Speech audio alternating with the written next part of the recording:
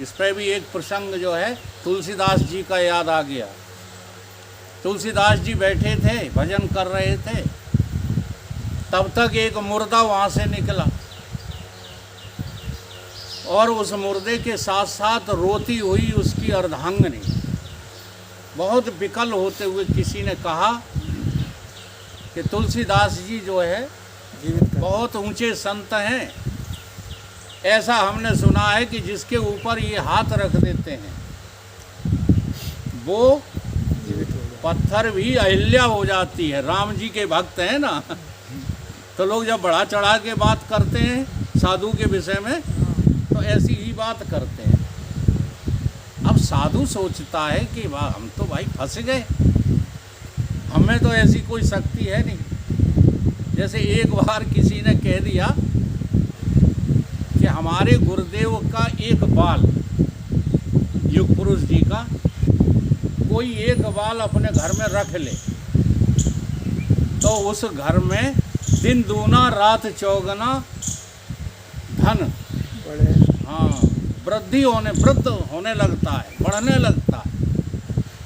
तो लोग पहुंच गए, महाराज जी हाथ जोड़ के क्या बात है महाराज जी एक बाल दे।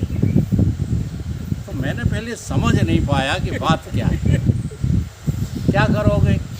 अरे महाराज जी ये नहीं पूछो, बस दे दो। तो उन्होंने सोचा, महाराज जी ने हमने सोचा कि कोई कारण होगा, गुरु का बाल कोई भावना होगी, तो तोड़ के मैंने अपने जटाओं में से दे दिया। अब तो कई लाइन लग गई लाइन जब लग गई तब मैंने रहस्य का पता लगाया, तो पता ये लगा कि लोगों ने प्रचार कर दिया है कि इनके बाल से जो है लोग धनाढ़ हो जाते हैं, ये प्रचार कर दिया। तो मैंने फिर बाल देना बंद कर दिया। मैंने किसी को फिर बाल दिया नहीं कि अगर मैं बाल ही देता रहा तो फिर कथा कब सुनाऊंगा। जी हाँ, बागेश्वर यही कर रहा है, मानो चाहे ना मानो, कथा केवल माध्यम है।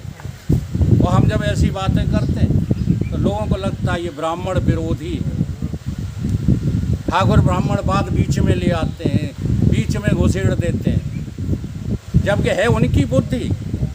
वो स्वयं ब्राह्मणवादी होंगे जो हमको ठाकुरवादी कहने लगते हैं।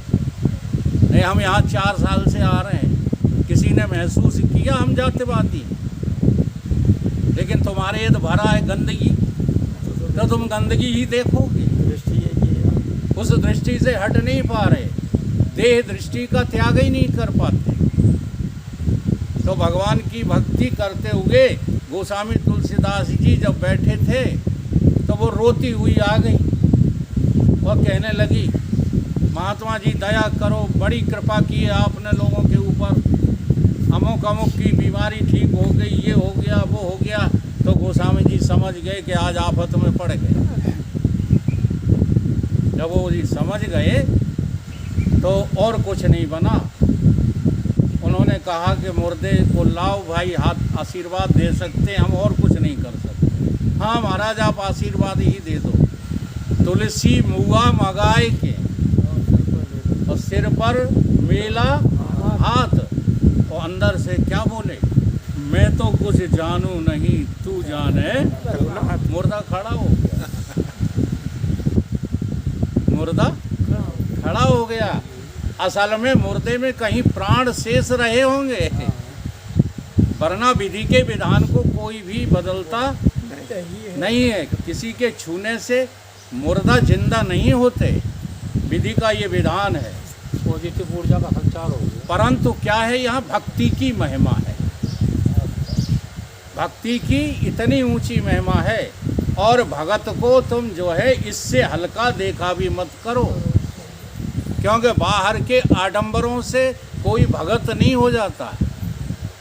बाहर ये दिखाने से कि हम ये कर लेते हैं वो कर लेते हैं, आप भगत नहीं होगे, क्योंकि भगत नाम ईश्वरी अंश का है। इसलिए देखो, ईश्वर की उपासना करने वाले को क्या कहते हैं? भगत। कौन सा भगत? भेद भगत।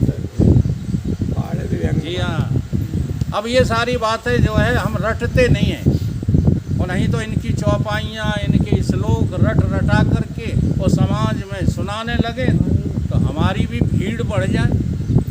हम इन चक्करों में नहीं रहते। हमको तो जो गुरुदेव से रास्ता मिला है, जो स्पष्टीकरण हुआ है, वो ऐसे भक्तों में डालना चाहते हैं जिन्हें वास्तव में इसी जन्म में भक्ति की और ज्ञान की जरूरत है। समझ में आ रही कुछ बात है?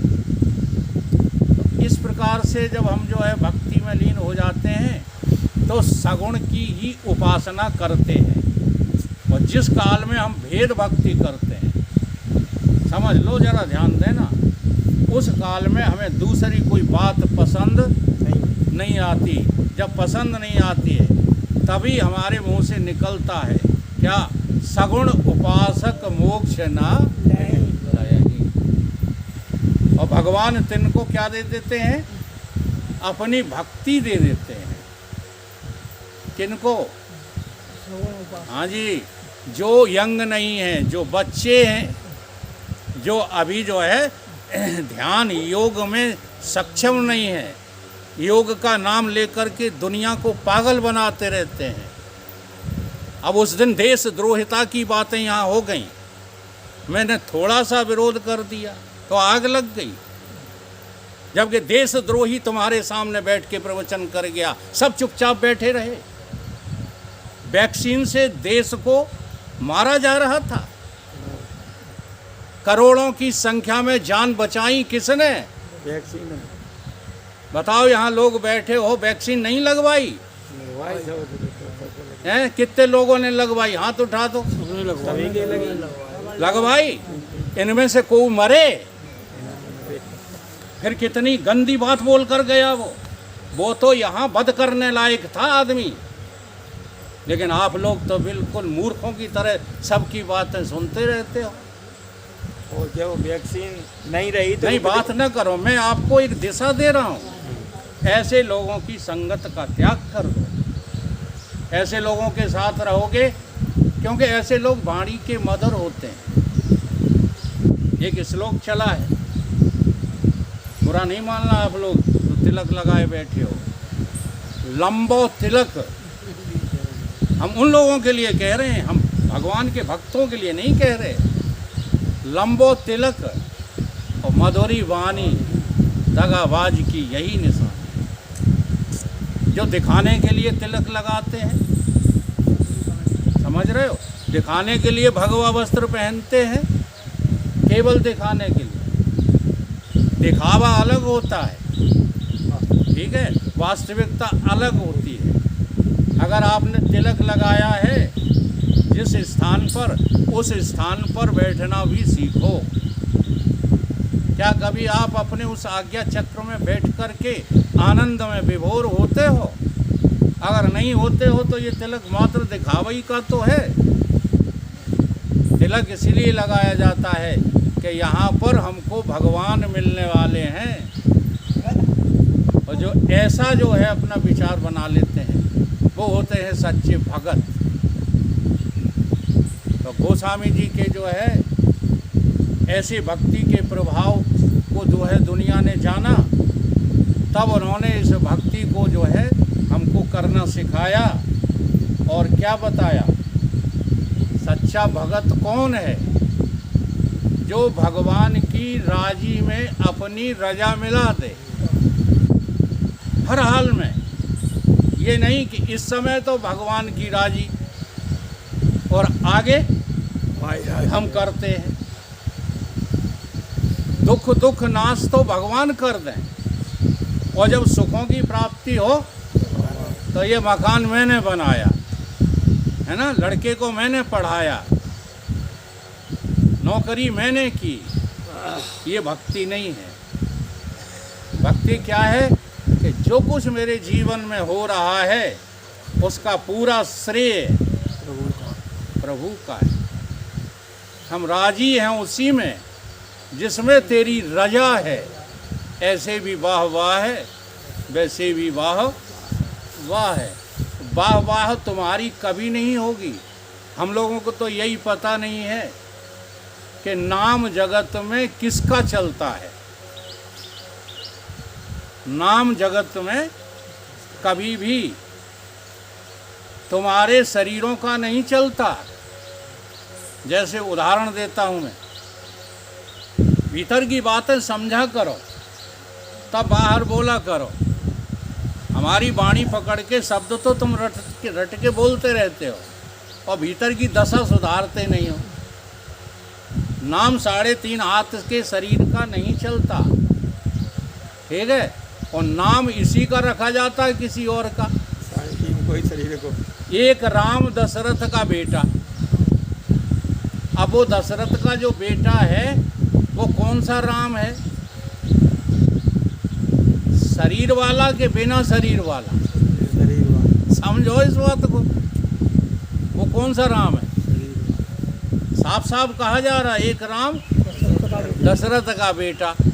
अब जब दशरथ का बेटा कहा है तो वो शरीर वाला है, और उस शरीर वाले में कोई और राम है कि नहीं है? दूसरा राम कौन है? जो घट घट में लेटा, ठीक है। अब वो राम और शरीर राम, अब ये 2 राम हो गए। इसमें से नाम किसका चल रहा है? बिना अनुभव के ना बोलना। अब एक और है, तीसरा राम। जा राम ने जगत पसारा, वो भी इसी में है। अब इस तीसरे का नाम चल रहा है, और एक राम सब जग से न्यारा। अच्छा, जब नाम चल रहा है तब, और जब नाम नहीं चल रहा है तब, दोनों ही हालात में वो चौथा वाला राम है कि नहीं है? तो जो सदा रहता है राम, नाम उसी का चलता है। आई बात कुछ समझ में? धन्य पुरुष है वही, धन्य पुरुष है वही कौन? कि जिसका नाम जगत में चलता है। किसका नाम जगत में चलता है? अगर जो है, वही बात मैंने समझाई थी, अगर बिजली ना होती तो औजार कैसे, जो है मशीनें कैसे चलती? बिजली चलाती नहीं है, बिजली चलाने में केवल मौजूद रहती है। ऐसे ही परमात्मा या आत्मा कुछ करता नहीं है, परंतु उसकी मौजूदगी के बिना कहीं भी कुछ होता नहीं सकता, और होता भी नहीं। ये है भक्ति की पराकाष्ठा। फिर हम राजी हो जाएं उसी में, किसमें? जिसमें तेरी रजा। जब रजा में हम राजी हो जाते हैं तो उनकी चाह में चाह मिल जाती है। प्रभु की चाह से चाह मिल जाने को ही भगवान की भक्ति कहते हैं। भगवान की चाह में अपनी चाह मिल जाए, उसका नाम क्या है? भक्ति। उसका नाम भक्ति है। किसी और का नाम भक्ति है? और जीते जी मर जाने का नाम भगवान की भक्ति है। जी रहे हो, ठीक है, लेकिन अहंकार जीने का हमें नहीं है। जैसे किसी ने कहा, महाराज जी आप तो बहुत चमक रहे, स्वास्थ्य से बहुत चमक रहे, तो क्या जवाब होना चाहिए आपका? अरे ये चमक तो उसी ऊपर वाले की है, यह है भगवान के भक्त की भाषा। अब हमने वो खाए हैं, हमने कसरत की है, हमने योग किया है, ये भगत की भाषा नहीं है। जी हाँ, अच्छे योगियों को 1 सेकंड में जो है ध्वस्त हो जाते हैं, वो 1 सेकंड नहीं लगता। एक बार की घटना है, वो मैंने तो देखी है, उस समय देखी थी। आज जो है कुछ लोग दिखा रहे हैं इसमें नेट पे, वो तो उनसे रामदेव बाबा से जलते हैं इसलिए दिखा रहे हैं। एक बार की घटना है कि एक खाने वाला व्यक्ति अनशन पर बैठता है, जिसका नाम था कुमार विश्वास के गुरु का क्या नाम? अन्ना हजारे। वो 20 दिन के अनशन पर बैठा और उसी की नकल करके रामदेव बाबा बैठ गए। रामदेव बाबा 15वें दिन में ही मृत्यु को प्राप्त हो गए होते। समझना इसमें रहस्य। अब अन्ना हजारे से पूछा गया कि महाराज ये बताओ कि आप तो योगी नहीं हो, भोगी हो, फिर आप कैसे जो है 20 दिन तक जो है उस पर बैठे रहे। उनने जो रहस्य बताया, आपके दांतों तले उंगली दबी रह जाएगी। उन्होंने कहा मुझे 20 दिन का अनशन 1 महीना पहले से मालूम था। 1 महीना मैंने खवाई करी जम के। हाँ, रोजाना खुराक से ज़्यादा खाते रहे। रोजाना खाते थे 500 ग्राम, तो अब अनशन ध्यान में रहे तो हम 700 ग्राम खाने लगे। और हमने 15-20 दिन इतना खाया कि हमें 15 दिन भूखे ही नहीं लगे। नहीं समझ में आई? आ गई बात समझ? इसलिए मुझे कोई फर्क नहीं पड़ा। और रामदेव जी बाबा चुनते हैं नेक ने, क्योंकि पेट हिलाना है, है ना, दोहर होना है, तिब्बर होना है। तो खाते क्या है? कुछ खाते ही नहीं है, थोड़ा बहुत बड़े संयम नियम से लेते हैं। इसलिए जो है उनकी मृत्यु हो गई होती। बात समझिए, ढोंग मत किया करो। अगर आपका खाने से काम चलता है तो खा के काम चलाओ।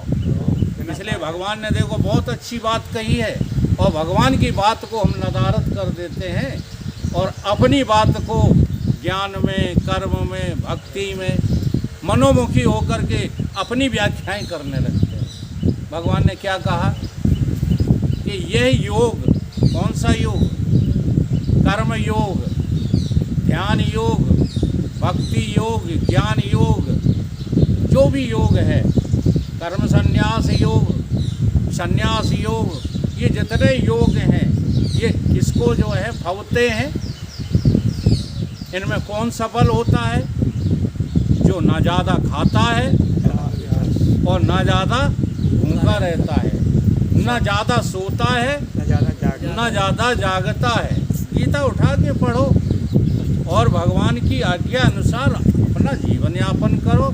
ये दुनिया में लोग घूम रहे हैं, आज ये गुरु, कल वे गुरु, फलाने गुरु ठिकाने, जो नए काम कोई दिखा देता, हम बस उसी में आकृष्ट हो करके और पिछले वाले लोगों की आलोचना करने लगते। मूर्ख हो क्या तुम?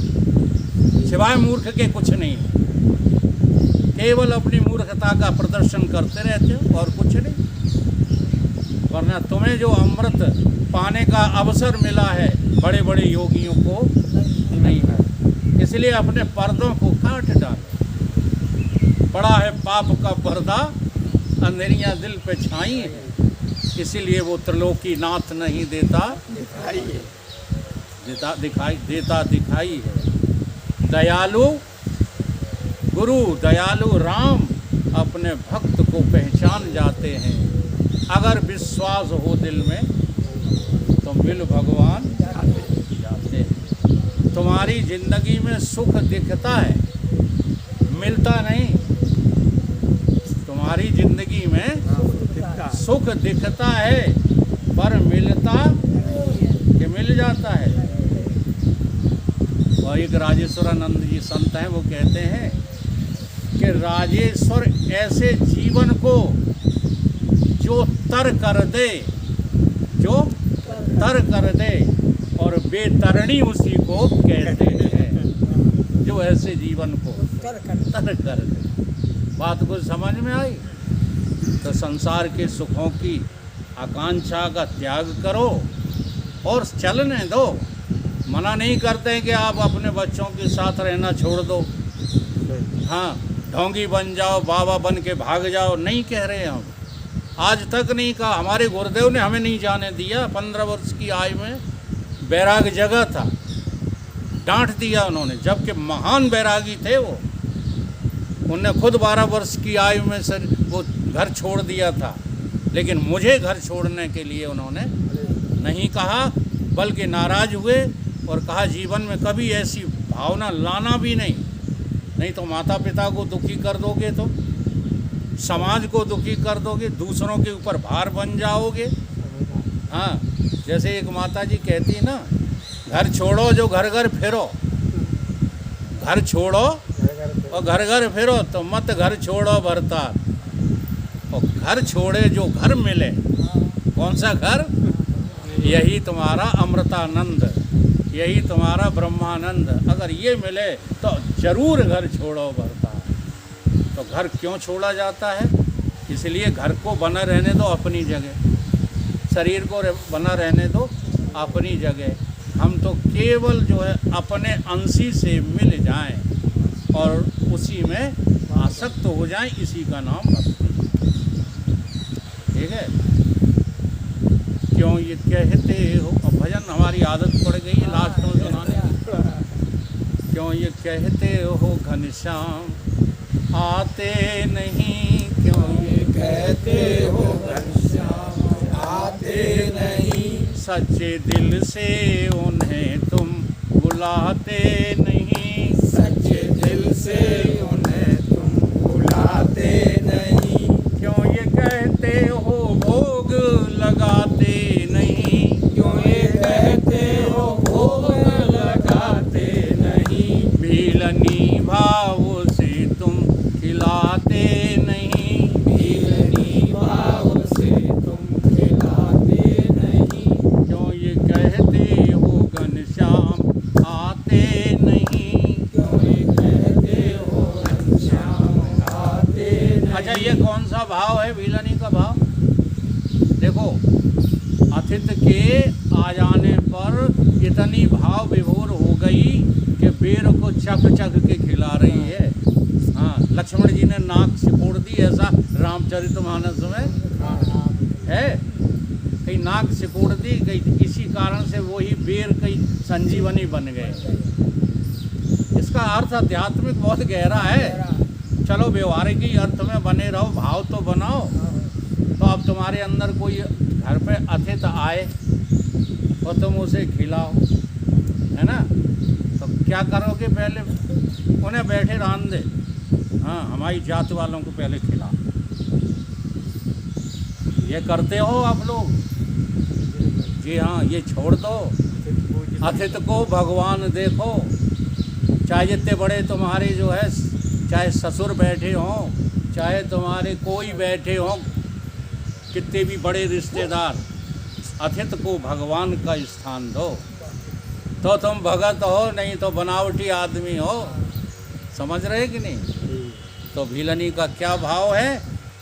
भीलनी देख रही कि आज भगवान आ गए हैं। क्यों ये कहते हो घनश्याम आते नहीं, क्यों ये कहते हो घनश्याम आते नहीं, सच्चे दिल से उन्हें तुम बुलाते नहीं, सच्चे दिल से उन्हें तुम बुलाते नहीं। क्यों ये कहते हो भोग लगाते नहीं, क्यों ये कहते हो भोग लगाते नहीं, भीलनी भाव से तुम खिलाते नहीं, भीलनी भाव से तुम खिलाते नहीं। क्यों ये कहते हो गीता सुनाते नहीं, क्यों ये कहते हो गीता सुनाते नहीं, क्यों ये कहते हो गीता सुनाते नहीं, क्यों ये कहते हो गीता सुनाते नहीं। पार्थ सी धारणा तुम दिखाते नहीं, पार्थ की धारणा तुम दिखाते नहीं। अब पार्थ सी धारणा है क्या? पार्थ सी धारणा का अर्थ क्या है? कि यहाँ से जाओ सोई जो है वकील साहब 2 कौड़ी के नहीं है, यही पार्थ सी धारणा है। पार्थ की धारणा ये थी कि अगर कोई सच्ची बात बोलता है तो केवल वो वासुदेव कृष्ण है, बाकी इस दुनिया में किसी को सच बोलना नहीं आता। ऐसे भाव से जो सुनेगा, बताओ, मेरा सुनाया हुआ ज्ञान कठिन लगेगा उसे, उसका कोई सुधार नहीं होगा। परंतु पार्थ सी धारणा तुम दिखाते नहीं, पार्थ की धारणा की नहीं है यार, गलत शब्द न बोलो। मैं बोल रहा हूँ फिर भी तुम गलत कर देते हो। पार्थ सी, अच्छा जैसे की कर दोगे तो अर्थ का अनर्थ हो जाएगा। क्योंकि पार्थ की तो थी, और बात वही है रण सिंह, बुरा मान जाओ भले, पार्थ की तो थी धारणा, हमारी कोई धारणा नहीं, इसलिए की शब्द लगा देते हैं, वरना शब्द क्या है, पार्थ सी धारणा तुम दिखाते नहीं। हमारे गुरुदेव डंडा मार देते थे हमारे, अगर सा का कर दिया हाँ तो खोपड़ी तोड़ देते थे। हम तो केवल आप लोगों को टोक देते हैं बस। ये शब्द बदलने से जो है पूरी दास्तान बदल जाती है, ये हमें होश ही नहीं है। एक शब्द बदलो तो जी हाँ, जैसे एक और उदाहरण बता दें, ईश्वर अंश। अब गोस्वामी तुलसीदास जी जो हैं वो उस जो है परमात्मा को प्राप्त किए हुए व्यक्ति हैं के बीच में ही जो है विचरने वाले व्यक्ति हैं, प्राप्त किए हैं। तो अब उनके अर्थ को तुम क्यों लगा लेते हो अपने हिसाब से, कि जीव तो ईश्वर का अंश है। अब उन्होंने तो नहीं लिखा, वो क्या लिख रहे हैं, ईश्वर अंश। जरा समझो इन बातों को, ईश्वर क्या है, अंश है। वो अंश सिद्ध किया ईश्वर को, कहाँ सिद्ध किया है, श्रुतियों में सिद्ध किया है। श्रुति क्या कहती है, क्या कहती है, और गोस्वामी तुलसीदास जी ने भी लिखा, उपजहि जासु अंशते नाना हाँ नाना संभव विरंच विष्णु भगवान। जिसके अंश से, अब देखो जिसका अंश है वो अंश नहीं है, वो अंशी भी नहीं है, ना वो अंश है अंशी। तो इस तरह से अर्थ की अनर्थ हम लोग करते रहते हैं। चलो कोई बात नहीं, थोड़ा विशेषण लगा के कोई बात समझ में आ रही हो तो समझने के लिए लगा लो, कोई बात नहीं, ठीक है, लेकिन अपनी मान्यता फिट करने के लिए कभी शब्द को चेंज मत करो।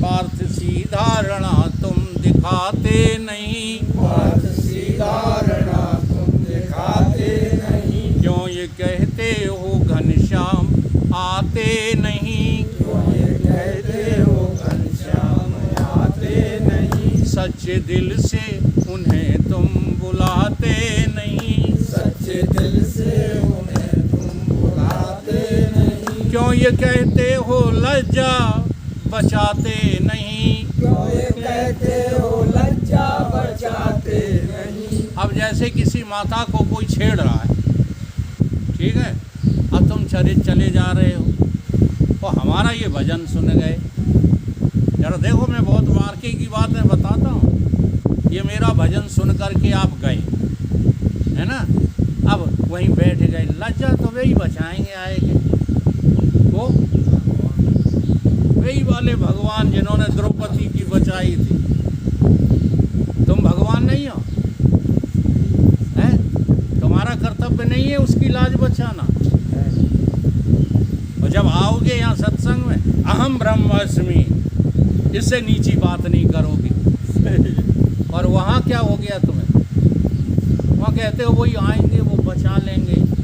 आज मुसलमान काट रहे हैं तुम लोगों को, तो अब तुम्हारे ईश्वर आएंगे तुम्हें बचाने के लिए, और तुम करो उनका विरोध। किनका, जो बचा रहे हैं, जो बचा रहे हैं वो भगवान नहीं है। तुम बैठे दुकान कर रहे हो, यहाँ बैठे पंडिताई कर रहे हो, बैठे हल जोत रहे हो, और वहाँ वो बचा रहे हैं, वो सच्चे हिंदू भगवान ही तो हैं।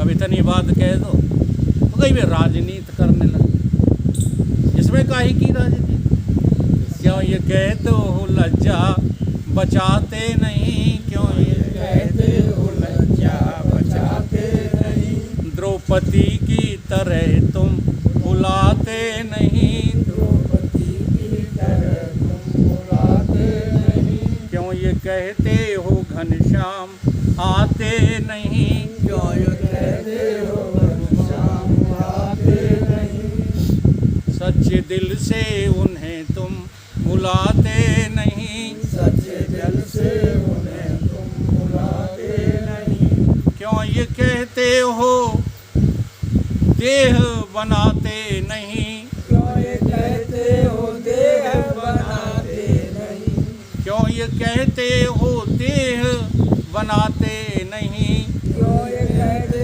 हो देह बनाते नहीं। आप अपने में खुद लग ही पाते नहीं। आप अपने में खुद लग नहीं लाते नहीं। अब बताओ ये देह जितनी है वे कौन की है? सब वही की। ये भगवान ने बनाई है कि तुमने बनाई? कहते भरो छाती से तो लगाए रहते हम आओ। अगर भगवान का है तो सदैव भगवान का रहना चाहिए। जी हाँ, कभी इस बात का अभिमान न करो कि हमारी वजह से ये बच्चे पल रहे हैं। नहीं, सब कुछ भगवान का है, तो सच्ची भक्ति सीखो।